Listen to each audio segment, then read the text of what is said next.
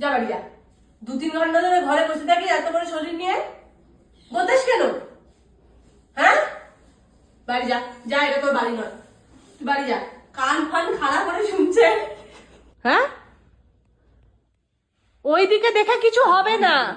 তোমাকে বকু করে দিচ্ছে, দিদি বকু করে দিচ্ছে, আর দিদিকে বকে দেবো। আস।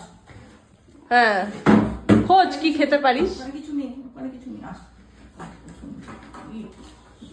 আমার বকু করে দিয়েছে, দিদি বকু করে দিয়েছে।